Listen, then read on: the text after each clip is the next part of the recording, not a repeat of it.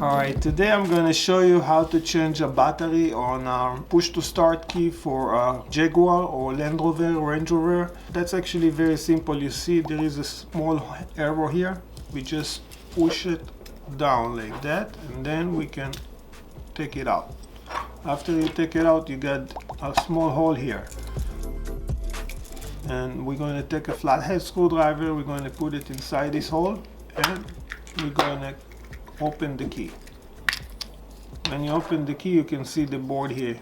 First thing, you have to be careful when you open the key not to damage the board, especially this part here. They put some sponge on it. This is actually the chip that's starting the car, so we need to be careful on it.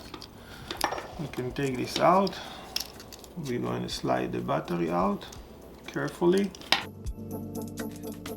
Okay, that's the battery. 2032 battery. So we're going to take it and put a new one in. Just slide it back in. Make sure the plus sign is going up. Then we're going to put everything back together.